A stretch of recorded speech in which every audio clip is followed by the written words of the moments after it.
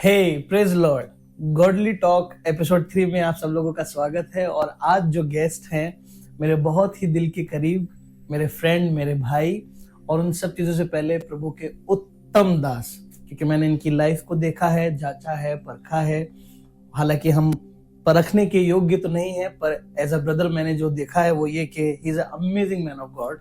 और यूं तो ये किसी के इंट्रोडक्शन की मोहताज नहीं है, पर फिर भी मेरा फर्ज है तालियों के साथ स्वागत करना पास्टर मार्क त्रिभुवन का, जो मुंबई से। और मैं चाहता हूं कि हम ताली बजा के उनका स्वागत करें। Hey pastor, thank you so much for being with us. और मेरा रिश्ता आपके साथ बहुत गहरा है, और रिश्ता गहरा होने का एक ही कारण है, मैंने आपको परमेश्वर की सेवा ऑफ स्टेज करते हुए ज्यादा देखा है। ऑन स्टेज तो सब लोग कर ही लेते हैं, कुछ लोग सच में कर रहे होते हैं, कुछ लोग कर ही रहे होते पर नीचे उतर के भी सर्व करना क्या होता है वो मैं आपको करते हुए देख रहा हूँ। So I am so thankful to God कि आप यहाँ पर हैं। और मैं विश्वास करता हूँ कि आपके आज कुछ जवाबों से बहुत सारे लोगों का हिम्मत बढ़ेगी, बहुत सारे लोग सही डायरेक्शन में जाएंगे, और बहुत सारे लोग आपको और इस चैनल पर मैसेजेस करके बता पाएंगे, कमेंट करके बता पाएंगे कि प्रभु ने हमसे बात करी। सो thank you pastor for being here. और इससे पहले कि हम शुरू करें, मैं चाहता हूं कि आप हमें बताइए कि इतने सालों की जर्नी कैसी रही, प्रभु में आप कैसे आए, पर्सनल रिलेशनशिप कैसे बढ़ा, और वो जर्नी ने आपको क्या सिखाया, और आज आप कैसे यहाँ तक पहुंचे, कुछ हमारे साथ शेयर करें। जी बिल्कुल। सबसे पहले तो शेयर करने से पहले मैं धन्यवाद देना चाहूँगा आपका कि आपने मुझे यहाँ पर बुलाया और ये मौका मुझे दिया, मुझे इस काबिल समझा। और जो बातें आपने मेरे लिए कही, पता नहीं मैं उसके काबिल हूँ भी कि नहीं, लेकिन मैं प्रभु का धन्यवाद देना चाहता हूँ कि मौका मुझे मिला है प्रभु की सेवा करने का। और कोशिश करता हूँ कि जिस किसी भी तरीके से प्रभु की सेवा हो, उसकी खिदमत हो, उसके लोगों की सेवा हो, तो मैं करने की कोशिश करता हूँ।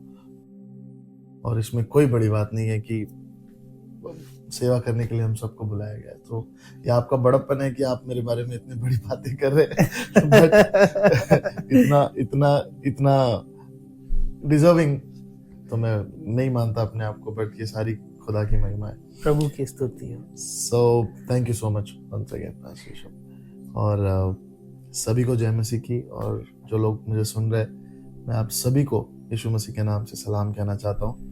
और तो मेरी जर्नी जो है पास्टर में, बहुत बचपन से ही मेरे माँ बाप प्रेयर करना सिखाए, और प्रभु की उपस्थिति में वचन सिखाए, प्रार्थना सिखाए, गीतों को सिखाए। मेरी परवरिश चर्च के अंदर हुई, ऐसा अगर कहेंगे तो सही रहेगा। और मेरे माँ बाप पहले से ही प्रभु की सेवा में है, सर्विंग में है।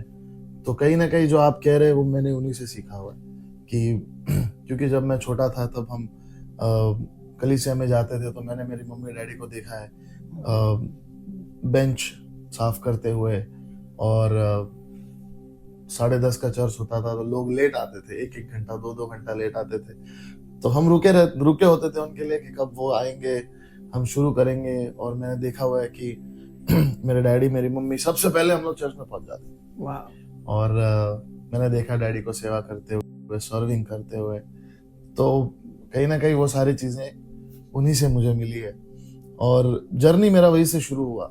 सो I really loved being in the church, serving करना, और लोगों के साथ रहना, मिलना जुलना, चर्च के लोगों के साथ टाइम स्पेंड करना मुझे अच्छा लगता था। और धीरे धीरे फिर कॉन्गो बजाना, जो हमारा सबका फेवरेट इंस्ट्रूमेंट हुआ करता था एक समय पर। तो कॉन्गो बजाने लगे, थोड़े थोड़े इंस्ट्रूमेंट सीखने लगे। सबका फर्स्ट इंस्ट्रूमेंट कॉन्गो था? कॉन्गो कहेंगे तो सही रहेगा, क्योंकि मेरा भी फर्स्ट इंस्ट्रूमेंट कॉन्गो था। मुझे लगता है हम सबका फर्स्ट इंस्ट्रूमेंट, काफी लोगों का कॉन्गो ही रहा है, क्योंकि तब मुझे लगता है हर चर्च में कॉन्गो आपको जरूर मिलेगा। कॉन्गो हो या वो छोटा वाला जो पैर में फंसा के, बोंगो। तो वहां से शुरुआत हुई, और वहां से म्यूजिक की, सिंगिंग की, इंस्ट्रूमेंट्स की, वहां से चाहत शुरू हुई। और बहुत अच्छा लगता था मुझे। So that was I think somewhere that मेरा जर्नी वहां पर, म्यूजिकल जर्नी वहां पर शुरू हुआ. So that was it. And प्रार्थना के बारे में तो पापा हमेशा, मम्मी हमेशा, वही हमारे घर में एटमॉस्फेयर होता था. हर संडे को चर्च जाना, हर वीक किसी न किसी के यहाँ पर मीटिंग्स के लिए जाना. So that was my routine. हमारा रूटीन बन चुका था. और धीरे धीरे करके जैसे मैं बड़ा होते गया और भी परमेश्वर में बढ़ता गया, वचन में बढ़ता गया, बहुत सारी चीजें सीखी, प्रभु के दासों से सीखी. क्रूसेड्स में, कन्वेंशंस में पास्टर्स लोगों के साथ पर्सनली बात करके मैंने बहुत कुछ सीखा, बाइबल के बारे में सीखा. और वहां से मुझे लगता है कि वचन मेरे अंदर बढ़ने लगा, प्रार्थना में मैं बढ़ने लगा, संगति में मैं बढ़ने लगा. And I really used to enjoy it. मुझे बहुत अच्छा लगता था.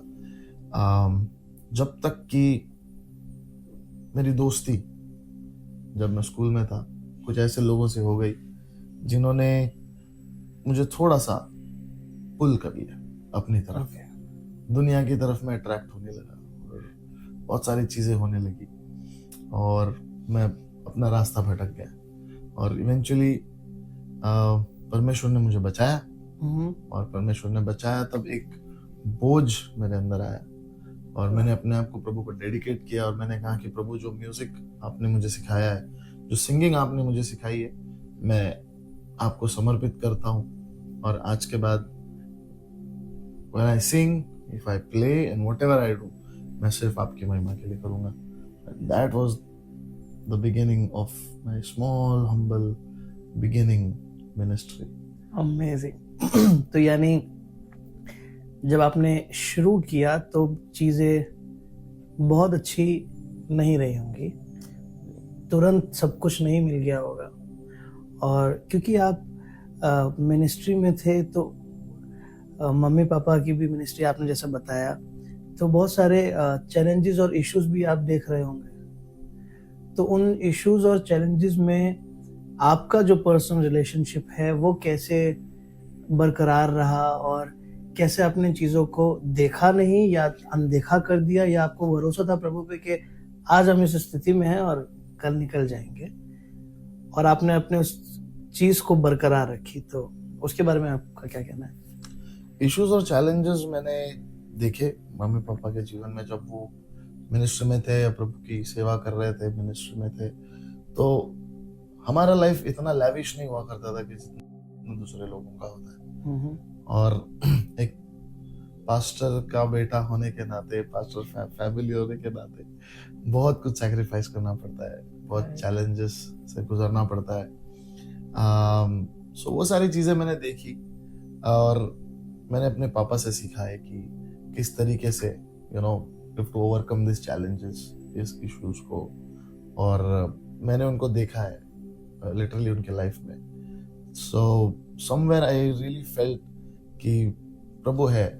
और ऐसा बता सकते हैं जो आपको याद हो और वो भयंकर संघर्ष का समय हो और फिर बाद में आप लोगों को यह एहसास हुआ हो कि ये गवाही थी? कोई ऐसा केस आप ऐसा कोई दिन बता सकते हैं? वैसे किस्से तो बहुत है.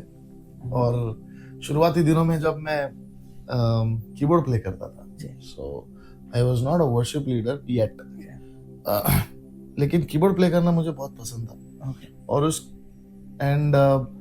ऐसा समय हो गया था कि मैं थोड़ा अच्छा खासा बजाने भी लग गया था. और लोग मुझे बुलाने लगे थे कि हमारे प्रोग्राम में आइए. कुछ वर्शिप लीडर्स के साथ भी मैंने, अच्छे प्रभु के दासों के साथ मैंने कीबोर्ड प्ले किया हुआ है प्रोग्राम्स के अंदर. और मैं ट्रैवल करना शुरू कर लिया था. और एक ऐसी जगह से मुझे बुलाया गया कि आप आइए हमारे चर्च में और आप कीबोर्ड लेकर आइए. आपके पास नया कीबोर्ड है, अच्छा कीबोर्ड है और आप अच्छा बजाते हैं, तो हमारी वर्शिप टीम है, तो प्लीज आप हमारी वर्शिप टीम को ज्वाइन करिए और हमारे साथ कीबोर्ड बजाइए. तो आई वाज वेरी एक्साइटेड. ट्रैवलिंग का मुझे बहुत शौक था. जब लोग बुला रहे थे, जा रहा था, मैं कीबोर्ड बजा रहा था. It was a very different time कि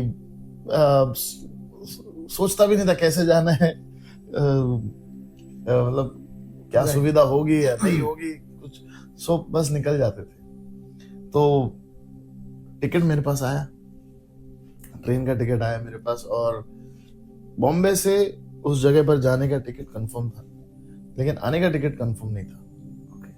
और तो मैंने इतना सोचा नहीं उसके बारे में, मुझे लगा हो जाएगा क्लियर, वेटिंग लिस्ट था, हो जाएगा क्लियर। तो मैं वहां पर चला गया, प्रोग्राम भी अच्छा हुआ, बहुत बड़े लेवल पे प्रोग्राम हुआ, और एक जाने माने प्रभु के दास भी वहां पर आए थे। तो it was done on a huge level, और हजारों लोग वहां पर थे। और सब कुछ होने के बाद प्रोग्राम बहुत बढ़िया हुआ, people were blessed, everything was done. सब ठीक होने के बाद रात को मेरे ख्याल 2 या 3 बजे कुछ मेरी वापसी की ट्रेन थी, और जब हमने चेक किया तो मेरा टिकट कंफर्म नहीं था। रात को 2-2:30 बजे की बात है, और आधी रात को हम लोग स्टेशन पर खड़े हैं, टिकट मेरा कंफर्म नहीं है, मेरे पास कीबोर्ड है, मेरे पास मेरा सामान है, आई एम टायर्ड, और 2 दिन की मीटिंग थी, तो वेरी टायर्ड। एंड सब होने के बाद then the organisers came to me, and उन्होंने मेरे हाथ में एक लिफाफा दिया, जो मैंने हम्बली एक्सेप्ट करके अपने पास रख लिया। लेकिन मैंने उनसे कहा कि मेरा जो टिकट है वो कंफर्म नहीं है, तो मेरे पास सामान भी है, और मेरे साथ कोई भी नहीं है मुझे हेल्प करने के लिए, मैं अकेले जा रहा हूँ। तो उन्होंने वो कवर मेरे हाथ में दिया और कहा कि आप एक काम करिए, आप ट्रेन के अंदर चले जाइए, आप टीसी से मिल लीजिए और आपका काम हो जाएगा। ओके, आप टीसी से अंदर मिल लीजिए। मींस एनवेलप में कुछ ऐसा है जो टीसी के साथ, it can be enough for that. Okay, so okay, तो मैंने कहा ठीक है, और मैंने चेक नहीं किया, मैं जैसे ही रख लिया था तो मैं ट्रेन आ गई, ऑलराइट, और आधी रात को मैं ट्रेन के अंदर घुस गया। और जब मैं ट्रेन के अंदर घुसा तो पता चला ये ट्रेन बहुत दूर से आई है, और अंदर के लोग सब सो चुके हैं ऑलरेडी। अंदर के कंपार्टमेंट्स के लाइट बंद है, सब सोए, और ट्रेन फुल, सीट पर तो सोई है लेकिन जमीन पे भी लोग सोए हो। और अब मैं मजाक नहीं कर रहा, मैं अपने कीबोर्ड को लेकर, मैं आज भी वो किस्सा याद कर रहा हूँ सच में। मैं कीबोर्ड को लेकर, मैं अपने बैग को लेकर, और मैं देख रहा हूँ कि अब मैं क्या करूँ, और मैं टीसी को कहाँ ढूंढूं। अब मैं यहाँ से वहां भी नहीं जा सकता, सामान है मेरे हाथ में, और लोग सोए हुए, चलने के लिए भी जगह नहीं है, तो मैं क्या करूं। तो मैं वहीं पर खड़ा हो गया, तो बाजू में टॉयलेट होता है दरवाजे के बाजू में, तो मैं वहां पर खड़ा हो गया दरवाजे के यहाँ पर, और toilet was stinking, it was very dirty, नीचे भी सब कुछ गंदा हुआ था। ऐसे मैं यहाँ पर खड़े रहता हूँ, सामान मैंने नीचे रख दिया कि अगर टीसी बाय चांस आ गया तो शायद उससे बात कर लूंगा, एंड देन उसको कुछ पैसे देकर मैं अपना टिकट कंफर्म करवा लूंगा। और सामान मैंने रख दिया, फिर मैं टीसी का वेट करने लगा, और थोड़ी देर के बाद मैंने सोचा कि कवर खोल के एक बार देख लेते हैं इसके अंदर क्या है। और जब मैंने कवर खोल के देखा तो उसके अंदर 500 का एक नोट था। एक नोट था 500 का, और मैंने वो देखा और मैंने सोचा कि सो वही आपका लव गिफ्ट था, उसी में वो टिकट की बात कर रहे थे। और मैं वहां पर सोच रहा हूँ कि अब मैं क्या करूंगा। ये 500 रुपीज वर नॉट इनफ के टिकट भी हो, और my God, and I was confused. मुझे समझ नहीं आ रहा था मैं क्या करूं, और मैं बस वहीं पे खड़ा हो गया। फिर टीसी भी नहीं आया बहुत टाइम तक। आई वॉज टायर्ड, मुझे भी नींद आ रही थी, तो मैंने बैग में से अपने कीबोर्ड का जो बैग होता है, यूजुअली मैं पहले कीबोर्ड जब कैरी करता था तो कीबोर्ड को शॉल में लपेटता था। ओके, शॉल में, जस्ट फॉर सेफ्टी, या मॉइस्चर ना पकड़े या कुछ हो जाए। तो शॉल को मैंने निकाला, उसको मैंने नीचे बिछाया, और मैं टॉयलेट के पास उधर ही दरवाजे के इधर मैं सोकर बॉम्बे तक पहुंच गया।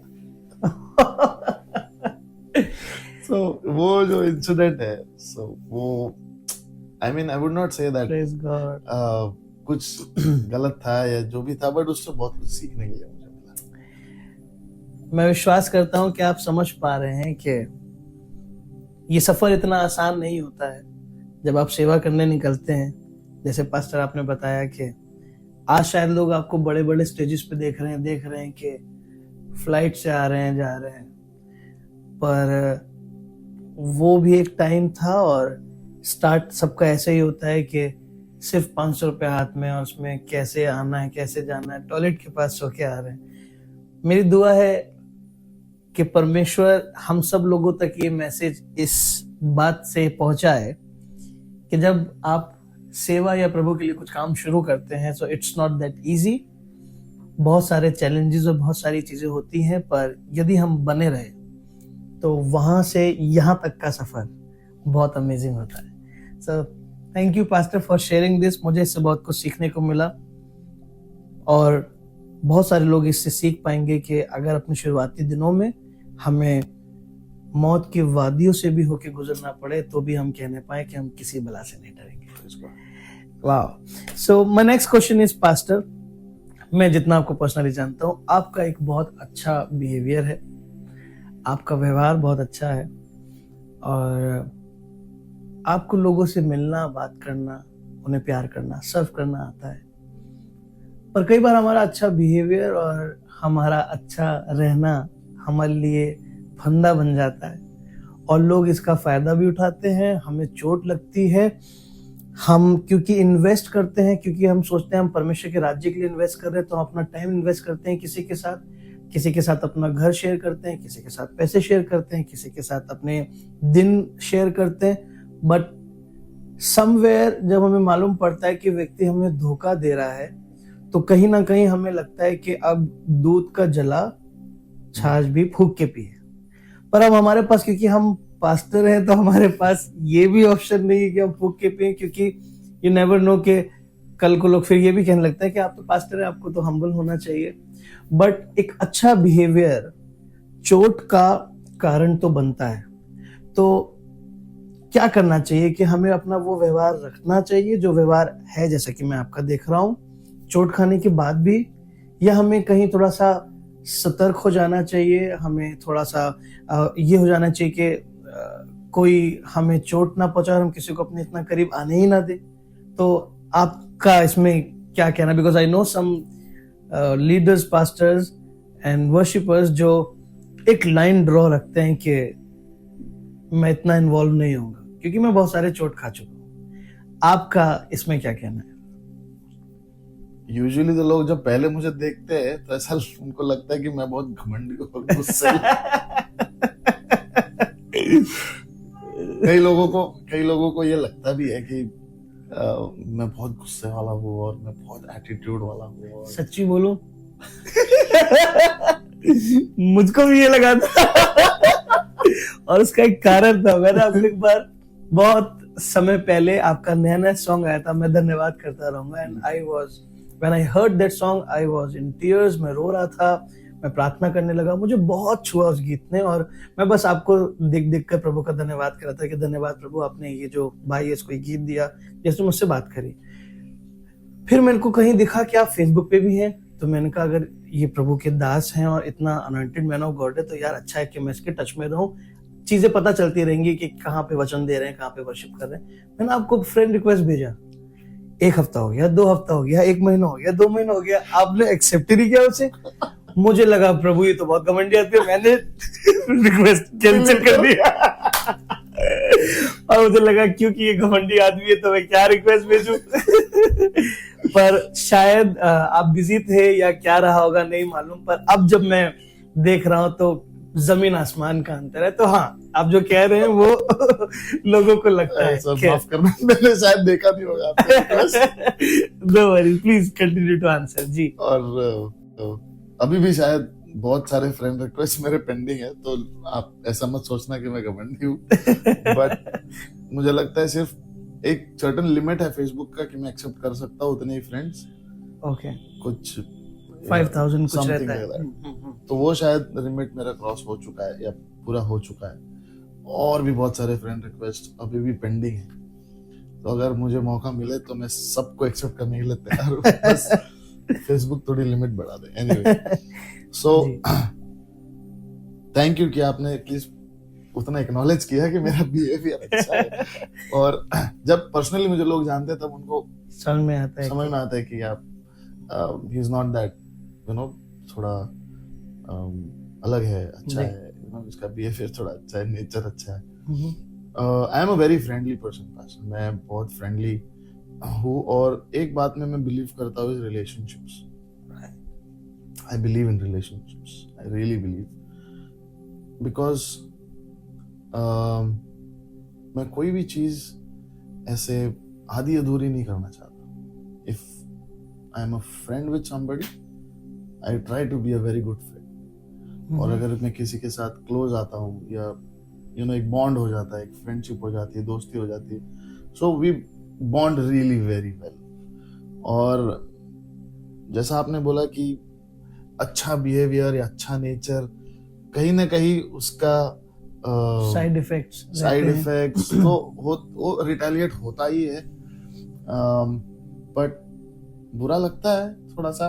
कहीं ना कहीं ऐसा लगता है कि हमने तो सही सोचा था, या हमने तो इंटेंशन हमारा सही था, लेकिन सामने वाले ने उसको थोड़ा सा उसका गलत फायदा उठा लिया। और फायदा तो बहुत उठाया लोगों ने, और जब तक काम था, जब तक मतलब था, तब तक साथ थे, बातचीत होती थी, लेकिन काम हो गया, दुआ आंसर हो गई, हेल्प मिल गया, तो उसके बाद तो वो कहीं ना कहीं तो एक होता है। तो ये चोट या ये धोखा या ये रिजल्ट अच्छे बिहेवियर का कहीं आपको ठोस कर रहा है, या किया है कि now I don't want to be very good with people, ऐसा कुछ है? नो, ऐसा तो मैं नहीं मानता, बट पहले होता था कि पहले बुरा लगता था कि मेरा फायदा उठा के चले गए लोग। अब आदत हो गई, अब तो मतलब तो या वी कैन से कि हम उससे अब आगे का सोचते हैं, बहुत ऊपर हम मैं तो उससे उठ चुका हूं कि नाउ आई हैव मेड क्या बोलते हैं ना, एग्रीमेंट विद द फैक्ट कि amazing people will use you. Wow, what a maturity. As a man of God, people will use you. अपने मतलब के लिए लोग आपको इस्तेमाल करेंगे, और जब उनका काम हो जाएगा वो आपको छोड़ देंगे, तो आपको छोड़ देंगे। सो क्या बात है, लोग होते हैं सेल्फिश। और ये आपकी बहुत अच्छी बात है कि आपने इसको एक्सेप्ट कर लिया है कि यूज मी। एंड ऐसा भी है कि जब when they come back, I accept them with open arms. ये तो बिब्लिकल है, ऐसा नहीं ये है बिब्लिकल है। ऐसा नहीं है कि तुमने याद है क्या किया था। Wow, I don't do that. So I can relate this. अगर आप सेवा कर रहे हैं, आप सिर्फ प्रभु में सेवा नहीं भी कर रहे हैं, तो भी आपकी इस बात से लोगों को ये मैसेज और हमको ये मैसेज जा रहा है कि हम फादर्स हार्ट रखें सेवा में। और फादर्स हार्ट में वो वाला किस्सा जरूर बाइबल से आता है कि हम उड़ाऊ पुत्र की तरह उसे जाने भी दें, और अगर वापस आ जाए तो दरवाजा खुला रखें। बिल्कुल अमेजिंग। मैं समझ पा रहा हूँ कि आप क्या कर रहे हैं। और यही क्वालिटी यीशु मसीह को भी लोगों ने धोखा दिया जी, तो हम तो फिर भी इंसान हैं। अमेजिंग। मुझे से किस्सा याद आ रहा है कि स्वामी विवेकानंद जी के एक किताब में लिखा है कि वो एक दिन एक गड्ढे में पड़े केकड़े को निकाल रहे थे, और वो जैसे ही हाथ डाले तो केकड़ों ने काट लिया, वो फिर हाथ डाले तो केकड़ों ने फिर काट लिया। 3-4 बार ऐसा हो गया, और स्वामी विवेकानंद जी के हाथ से खून निकलने लगा। तो कोई व्यक्ति वहां से हो गुजर रहा था, उसने बोला, स्वामी विवेकानंद जी आप ये क्या कर रहे हैं, जब आपको मालूम है कि उसका ये व्यवहार है, वो आपको काट रहा है, आपको खून निकल रहा है, छोड़ दीजिए ना, क्यों आप अपने आप को चोट पहुंचा रहे हैं। तो स्वामी विवेकानंद जी ने एक जवाब दिया जो बिल्कुल आपकी तरह है, जैसा जवाब आपने दिया। उन्होंने कहा कि वो काट रहा है, ये उसका व्यवहार है, बचाना मेरा व्यवहार है। तो मैं अपने व्यवहार के साथ हूँ, वो अपने व्यवहार के साथ है। तो मैं समझ पा रहा हूँ कि आप भी वो कह रहे हैं कि जो लोग कर रहे हैं वो उनका व्यवहार है, पर जो आप कर रहे हैं ये आपका व्यवहार है। आपको ये व्यवहार प्रभु यीशु मसीह से मिला है। वाह, अमेजिंग। मैं विश्वास करता हूँ कि आप सीख रहे हैं कि आपको चाहे चोट मिले, धोखा मिले, चाहे वो मसीहों से मिले, चाहे वो प्रभु के दास से मिले, पर हम अपना स्वाद कभी ना खोएं, क्योंकि नमक अगर अपना स्वाद खो दे तो वो फिर किसी काम का नहीं। अमेजिंग। पास्टर, मेरा एक और सवाल है। आप इतने अच्छे जवाब दे रहे हैं, मैं परमेश्वर की आत्मा को महसूस कर पा रहा हूँ, और विश्वास करता हूँ कि जो सुन रहे हैं वो भी महसूस कर रहे होंगे। एक और सवाल है, आज के टाइम पर हर कोई जो सेवा कर रहा है या जो सेवा में आया है या आता है, हर कोई उठना चाहता है। वो चाहता है कि हाँ मैं ग्राउंडेड सेवा करूं, पर हर कोई चाहता है कि थोड़ा सा रिकॉग्निशन उसको भी मिले, लोग उसे जाने, कोई एक दो फोटो खिंचा ले, कोई थोड़ा प्यार कर ले। तो इस चक्कर में सेल्फ प्रमोशन बहुत चल रहा है चारों तरफ। और जहां तक मैं सोचता हूँ गलत भी नहीं है, क्योंकि अगर कोई खाना बनाने के लिए किचन में घुसा है तो उसकी ये चाहत है कि कुछ खाना अच्छा ही बन के निकले, कि लोग खाएं तो खाएं कि अच्छा है। It is not for like that कि सिर्फ भूख मिटे, पर प्रेजेंटेशन हो, लोगों को अच्छा लगे, लोग कहें बनाने वाले ने मेहनत करी। तो हर सेवा करने वाला, चाहे वो वर्शिपर हो, सॉन्ग राइटर हो, पास्टर हो, प्रीचर हो, सब अपनी सेवा में उठना चाहते हैं। सिर्फ उठने की चाहत कई बार हमें उद्देश्य से दूर कर देती है और हम उसमें खो जाते हैं। तो मुझे ऐसा लगता है जिसके अंदर उठने की चाहत है और परमेश्वर ने उसे कॉलिंग भी दी है, तो ये सही है। पर कई लोग जिनके पास कोई कॉलिंग नहीं, जिनके पास परमेश्वर का कोई दर्शन नहीं, कोई बुलाहट नहीं, और वो भी जबरदस्ती कुछ ऐसा करना चाहते हैं कि मुझे लोग जाने। आपका इसमें क्या कहना है कि हमें क्या करना चाहिए? अगर हम सेवा में हैं और अभी हमें कोई नहीं जानता, तो हमें किस किस्म की सेवा करनी चाहिए जहां पे हम परमेश्वर के सामने भी ऐसे खड़े रहें कि प्रभु मैं ऐसे खड़ा हूं कि आपको मैं और मेरी सेवा ग्रहण योग्य हो, पर साथ साथ पृथ्वी पे रहते हुए भी मनुष्य का अनुग्रह मुझ पे हो कि लोग मुझे जाने। तो इन सब चीजों में ये सारी चीजें आप किस एंगल से देखते हैं, और इस सेल्फ प्रमोशन को आप क्या देखते हैं? क्या करना चाहिए? आजकल मैं देख रहा हूँ यूट्यूब पे हर कोई चाहता है गाना निकालना, हर कोई वीडियो शूट कर रहा है, हर कोई मैसेजेस कर रहा है, सिर्फ इस इच्छा से कि लोग उसे जाने। अगर किसी का ये उद्देश्य है कि प्रभु की बात पहुंचे तो ठीक है, पर किसी का उद्देश्य सिर्फ उस तक सीमित है, तो आई थिंक ये गलत है या सही? आप इसका जवाब दें।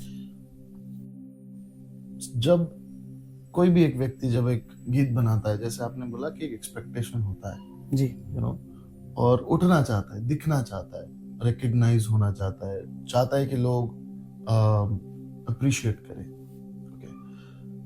But as a worshipper, as a musician, as a servant of God, the principle of the Bible, परमेश्वर का जो सिद्धांत है कि अगर आपको उठना है तो आपको पहले नीचे होना पड़ेगा।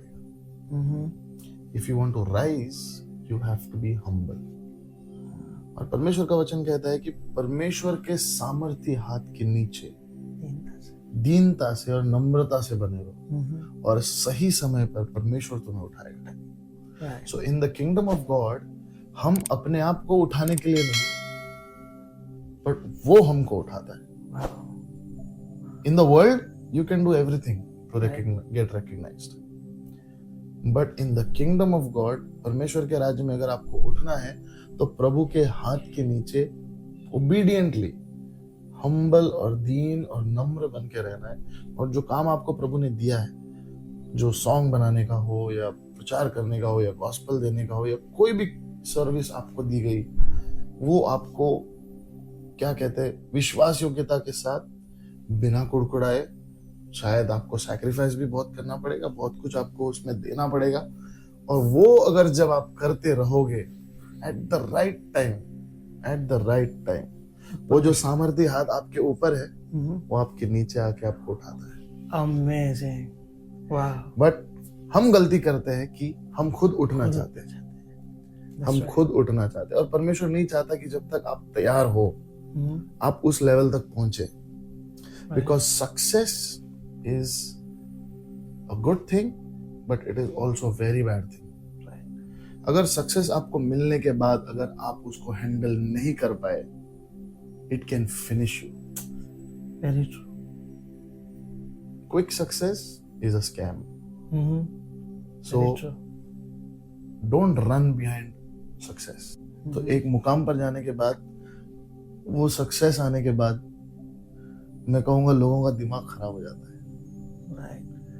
अगर if they are not ready for success तो आप खत्म हो जाओगे। तो इसीलिए be humble and let God give you the success, that will be a long lasting and a true success. आमीन। मैं विश्वास करता हूँ बहुत सारे लोगों को जवाब मिल रहा है कि कौन उठाएगा, ना तो यूट्यूब ना फेसबुक, उठाने वाला सिर्फ परमेश्वर। So just be humble and trust God. Hallelujah. Pastor, my next question is आराधना में एक बलिदान की खुशबू होती है। पहले टेबरनेकल में, द वेरी फर्स्ट चर्च, मिलाप के तंबू में ऑल्टर ऑफ इंसेंस रहा करता था। तो हमारी आराधना में बलिदान की खुशबू होती है जो परमेश्वर को अच्छी लगती है, उसको भाती है। वो बलिदान की खुशबू आपके जीवन में क्या है, और वो क्या बलिदान है जिसने आपकी आराधना को इतना अभिषेक किया कि when I listen you as a man of God, क्योंकि प्रभु के अनुग्रह से मैं भी थोड़ा बहुत आराधना करता हूँ, कीबोर्ड बजाता हूँ और म्यूजिशियन हूँ, और बहुत आसानी से कोई भी म्यूजिशियन दूसरे म्यूजिशियन को सुनता नहीं है, पर और न ही उसकी सारी चीज़ों को एक्सेप्ट करता है।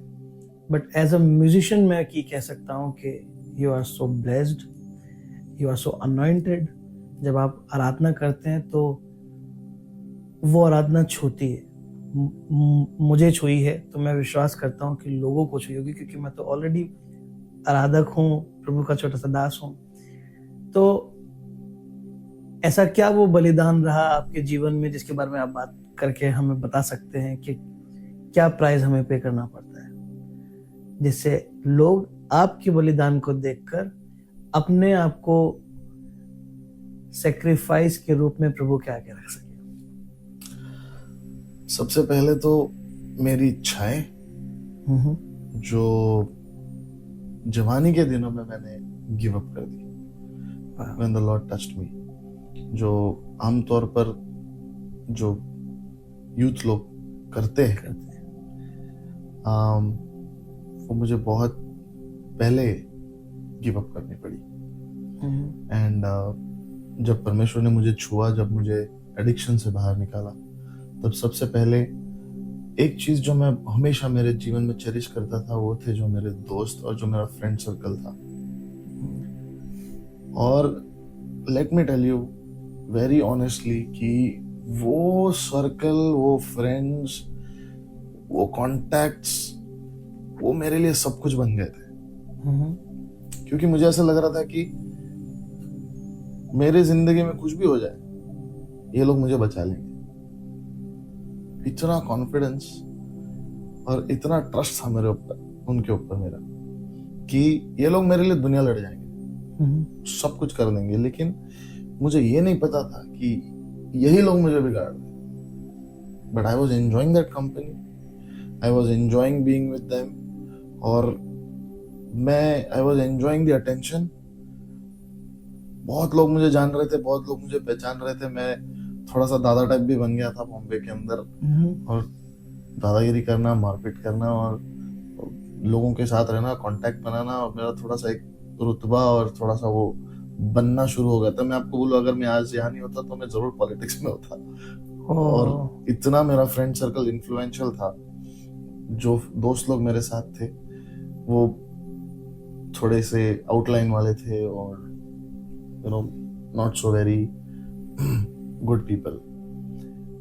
तो जब परमेश्वर ने मुझे छुआ तो सबसे पहले वो पूरा फ्रेंड सर्कल मैंने छोड़ दिया इन a flash.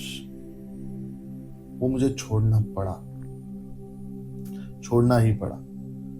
That was I think वो जो मेरे जीवन भर की जमा पूंजी जिसको हम बोलते, वो जो दोस्त थे मेरे इतने सालों के, influential people from the politics, police को जानने वाले, सब गैंगस्टर टाइप और मारामारी करने वाले और ऐसे वाले लोग। तो ऐसा लगता था कि यही मेरा सब कुछ है, और वो मैंने सबसे पहले छोड़ दिया, बहुत पहले छोड़ दिया। So that was a little challenging for me, थोड़ा पेनफुल था कि इतने साल आपने उनके साथ गुजारे, लेकिन प्रभु के लिए अगर कुछ छोड़ना पड़ता है तो फिर वो पूरा छोड़ना ही पड़ता है। Right. So there is no compromise कि प्रभु मैं ये भी कर लूंगा, मैं वो भी कर लूंगा, नहीं सर। नहीं हो पाता है, क्योंकि आई स्ट्रगल विद दैट। मैंने Right. कोशिश की कि मैं दोनों भी चीजों को हैंडल कर पाऊंगा, लेकिन नहीं कर पाया।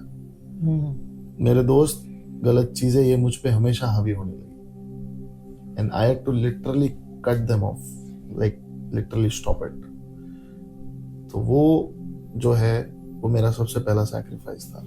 फिर धीरे धीरे करके बहुत सारी चीजें मैंने गिव अप कर दी, जो नॉर्मली यूथ लोग करते हैं, पार्टीज में जाना फ्रेंड्स के साथ एंड घूमना फिरना, and I started to spend more time with the lord. So I was very young back then, तो बट प्रॉब्लम्स भी बड़ी वाली थी मेरी, और तब ऐसा लगता था कि क्या ये जरूरी है, मैं ये भी कर सकता हूँ, वो भी कर सकता हूँ, मैं वर्शिप भी कर सकता हूँ, और मैं दोस्तों के साथ भी रह सकता हूँ, वो भी चीजें कर सकता हूँ, but ministry is very demanding. Ministry demands your sacrifice, ministry demands something that you cherish, love, आपको गिव अप करना ही पड़ता है। तो आप ये कह रहे हैं कि आपकी आराधना को और अनॉइंटेड, खुशबूदार इन बलिदानों ने बनाया जो आपने अपनी मन पसंदीदा चीजों को छोड़ा है, संगति छोड़ी जो आपको मजा देती थी, सपोर्ट देती थी। इट मीन्स अगर कोई आराधना करना चाहता है, अनॉइंटेड प्रीचिंग करना चाहता है, तो अपनी जिंदगी से ऐसे बहुत सारी चीजों को, बहुत सारे लोगों को, बहुत सारे हिस्सों को निकालना पड़ेगा, कट करना पड़ेगा, जिससे कि हमारी आराधना खुशबूदार हो और परमेश्वर को ग्रहण योग्य हो। Thank you for amazing answer pastor. एक और सवाल है जो मैं बाइबल पढ़कर आपके बीच में रखना चाहता हूँ, और यदि देखने वाले देख रहे हैं और जो कि बिल्कुल देख रहे हैं, और अगर उनके पास बाइबल है तो वो निकाल के पढ़ सकते हैं, क्योंकि मैं बाइबल से पढ़ रहा हूँ। जब निर्गमन की किताब में मूसा इजरायलियों को लेकर समुंदर से पार हुआ, तो मूसा ने वहां पर पहला गीत लिखा, बाइबल का पहला गीत, जो आपको मिलेगा निर्गमन की किताब 15वें अध्याय में, और वहां पे हेडिंग लिखा है मूसा का गीत।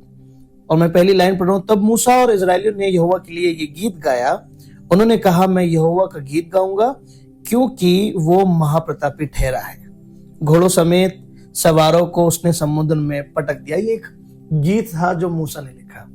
और फिर मैं प्रकाशित वाक्य में क्या देख रहा हूँ, ठीक प्रकाशित वाक्य के 15वें अध्याय में, वहां पे भी निर्गमन 15 है, यहाँ प्रकाशित वाक्य 15 है, और 15वें अध्याय के 3 पद में लिखा है, वो परमेश्वर के दास मूसा का गीत और मेमने का गीत गा गा कर कहते थे, हे सर्वशक्तिमान प्रभु परमेश्वर, तेरे कार्य महान और अद्भुत हैं।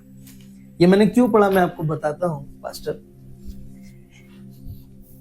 तो यहाँ पे मैं मोसेस को देख रहा हूं एज अ सॉन्ग राइटर, और जो गीत उसने निर्गमन में लिखा, वो गीत पृथ्वी पे जो लिखा गया, अब प्रकाशित वाक्य में यूहन्ना देख रहा है कि वो गीत स्वर्ग में गाया जा रहा है।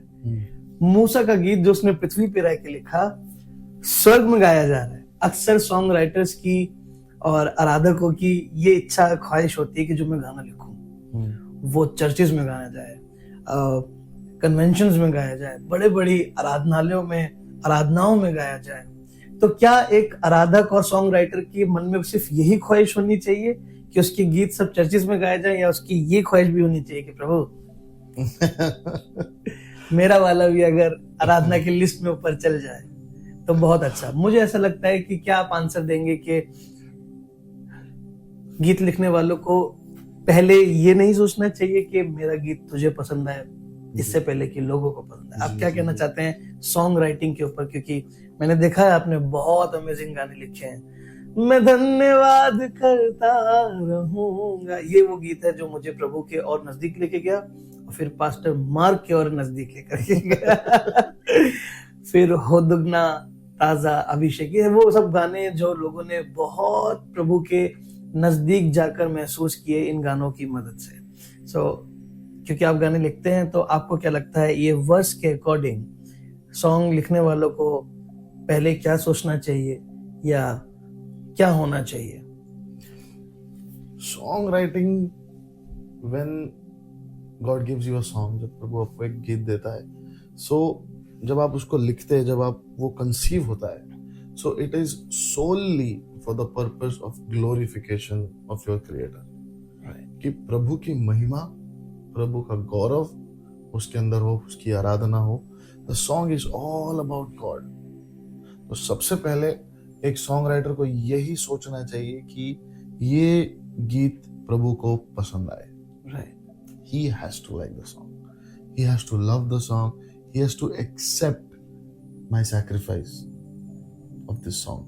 तो जब मैं गीत लिखूंगा तो मैं जरूर चाहूंगा कि प्रभु थोड़ा सा आप भी गुनगुना दीजिए मेरे साथ। It would be an honour. काश की सबकी दुआ बन जाए। Literally an honour. जैसे आपने अभी मेरा गीत गाया, it is an honour sir कि आप हमारा गीत गा रहे हैं। और मैं देख रहा हूँ कि बड़े बड़े प्रभु के दास भी हमारा गीत गा रहे हैं, बड़े बड़े क्रूसेड्स में गा रहे हैं। It is an honour. जब कलीसिया के लोग गाते हैं, आशीषित होते हैं, वो एक सच में एक ऑनर की बात होती है कि यू नो आपके लिखे हुए गीत से कई लोग आशीष पा रहे हैं और प्रभु की आराधना कर रहे हैं और प्रभु उनको आशीषित कर रहा है, उनका इस्तेमाल कर रहा है। So why not? अगर स्वर्ग में गाया जा रहा है मेरा गीत, so I will be so excited and definitely मैं वो नजारा देखना चाहूंगा कि जब हम सब स्वर्ग में होंगे, मेरा ही नहीं सर, आपका भी गीत गाएंगे और हम सब मिलकर प्रभु की आराधना जरूर करेंगे वहां पर। But definitely I would like to add कि जब एक सॉन्ग गाया जाता है या बनाया जाता है, you should also keep in mind कि ये सॉन्ग उतना सिंपल हो कि कोई भी इसको गा सके। That's right. It has to be a churchy song, church friendly song कि किसी भी सेटअप के अंदर, किसी भी माहौल में आसानी से आराधना में से गा सके। it can be used and sung. One man show type ना हो कि मैं ही गा रहा हूँ एज अ सिंगर, पर लोगों को आसानी हो गाने में और प्रभु की उपस्थिति में। Amazing, amazing. Yeah, there are classical songs, वो सारी चीजें वो तो डेफिनेटली है जी। But however I feel that जब मैं गाने लिखूंगा तो मैं जरूर इस बारे में सोचूंगा कि कोई भी एक व्यक्ति किसी अगर छोटे से गांव में भी है या किसी छोटे से घर में भी बैठा है, he might not know music और उसको शायद वहां पर किसी चर्च में साउंड ना हो या इंस्ट्रूमेंट्स ना हो, but he can still use and sing the songs to glorify God in any setup. वाह। Yeah. कहने का मतलब पास्टर का ये है कि गीत लिखने वाले का कारण यीशु मसीह हो, प्रचार करने वाले का कारण प्रचार सिर्फ यीशु मसीह हो, प्रचार का कारण सिर्फ यीशु मसीह हो, कुर्सी साफ करने का कारण सिर्फ यीशु मसीह हो, कीबोर्ड बजाने का कारण सिर्फ यीशु मसीह हो, साउंड लगाने का कारण सिर्फ यीशु मसीह हो। ना तो कोई पास्टर, ना तो कोई स्टेज, ना तो कोई सेवा, ना किसी बड़े को दिखाने के लिए, पर सिर्फ और सिर्फ सेवा में छोटी से छोटी, बड़ी से बड़ी चीज सिर्फ और सिर्फ यीशु मसीह के लिए। Am I right, pastor? मेरी दुआ है कि यदि आप मेरी बातों को देख रहे हैं, सुन रहे हैं, हमारी बातों को समझ पा रहे हैं, तो हम आपको अपनी बातों से बताना चाहते हैं, आप चाहे खाएं, चाहे पिए, चाहे जो कुछ करें, सब कुछ उसकी महिमा के लिए करें। Amazing. The last question is pastor, एक ऐसा निर्णय जवानों के जीवन में एक मोड़ पर उन्हें लेना पड़ता है जहां पे आवश्यकता होती है, घर वालों की चाहत होती है, और कहीं ना कहीं हमें भी लाइफ में एक पार्टनर की जरूरत होती है, जिसको हम हिंदुस्तान में कहते हैं शादी। और शादी एक अच्छे लाइफ पार्टनर से करनी चाहिए जो रूत की तरह बिहेवियर रखे, तेरे लोग मेरे लोग, तेरा प्रभु मेरा प्रभु, तेरी बातें मेरी बातें, तेरी चीजें मेरी चीजें, तेरे रिश्तेदार मेरे रिश्तेदार।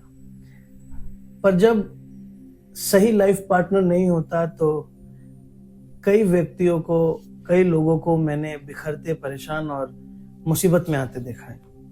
तो जवानों को आप इसके लिए क्या सलाह देना चाहेंगे या सजेस्ट करना चाहेंगे कि how to find a right correct life partner, how to find a correct life partner, या कैसे अगर आप खुद नहीं ढूंढ पा रहे तो कैसे आपको मालूम पड़े कि कुछ ऐसा कोई व्यक्ति मेरे जीवन में सही जीवन साथी होगा? तो आप क्या कहना चाहते हैं?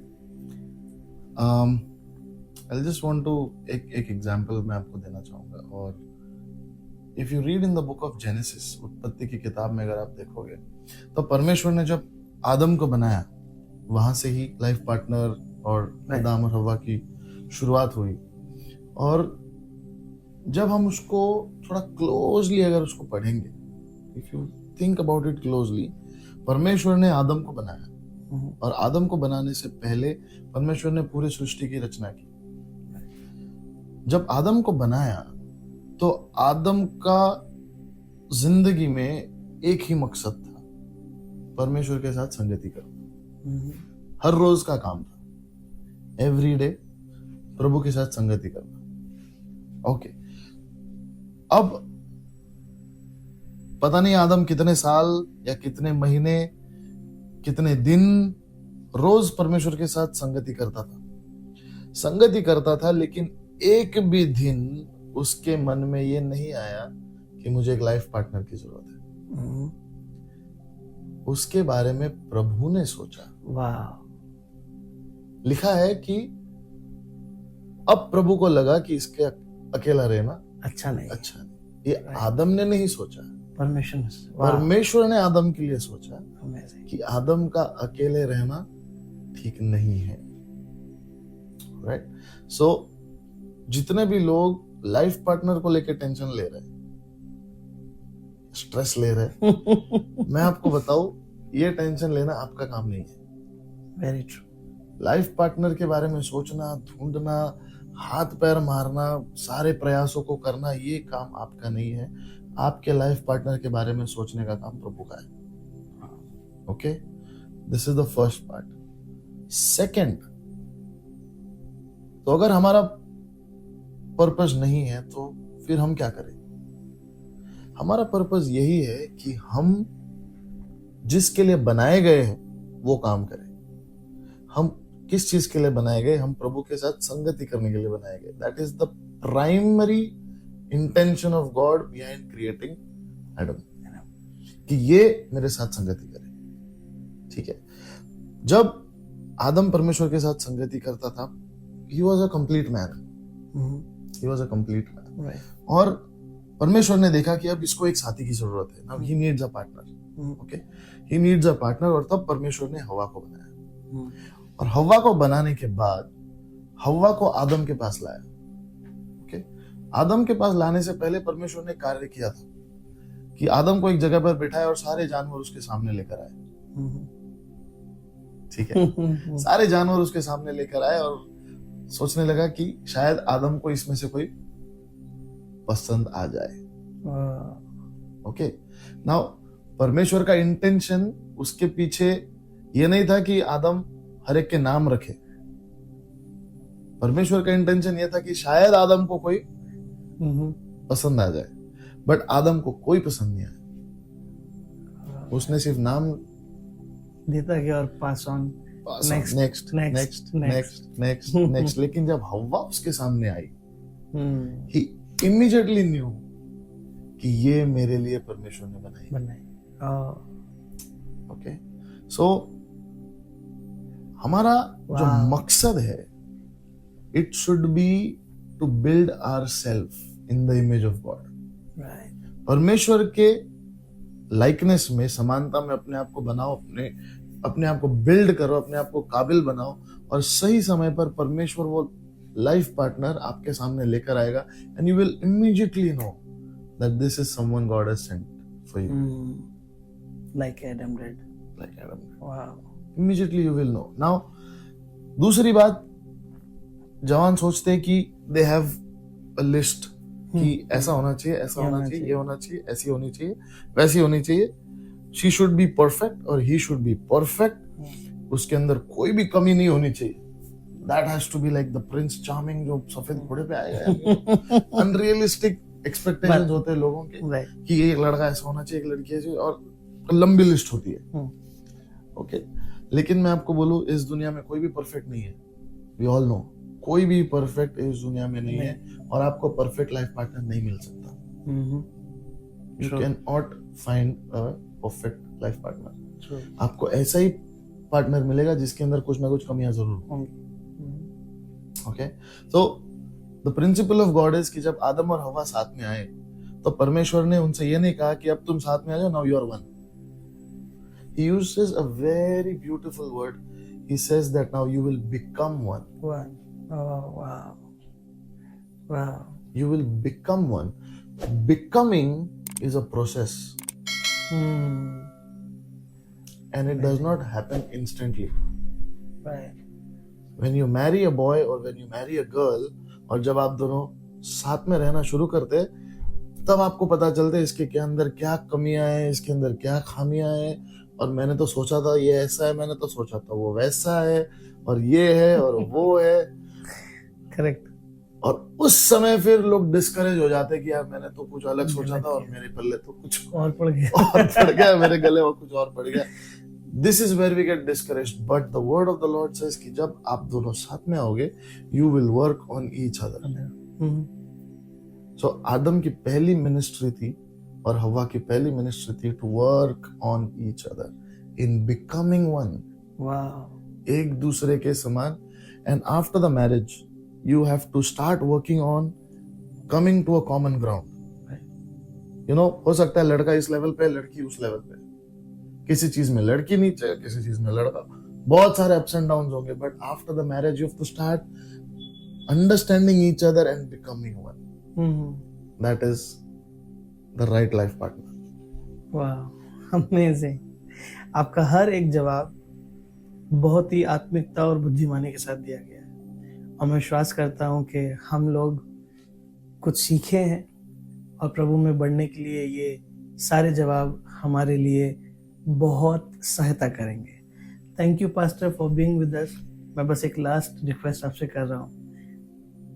ये तो कभी हम आपको अपने जीवन से जाने नहीं देंगे, पर इस इंटरव्यू के लिए जाते जाते एक छोटी सी प्रार्थना कर दीजिए सब लोगों के लिए. बिल्कुल, आइए हम प्रार्थना करें. प्यारे परमेश्वर, हम आपके नाम को धन्यवाद देते हैं, स्तुति करते हैं प्रभु इस इंटरव्यू के लिए, इस पॉडकास्ट के लिए. परमेश्वर, हम आपको धन्यवाद देते हैं कि आपने हमें ये अनुमति दी, और खास करके पास्टर ऋषभ के लिए, और जो हृदय उनके भीतर आपने दिया है परमेश्वर, उसके बारे में हम आपको धन्यवाद देते हैं. और हम प्रार्थना करते हैं प्रभु कि ये जब रिलीज होगा, जब ये वीडियो बाहर आएगा, अनेक लोग इसे देखे प्रभु, और सिर्फ मेरी और या मेरी बातों को नहीं, लेकिन परमेश्वर तेरी बातों को सुने और समझे, ऐसा तू होने दे परमेश्वर.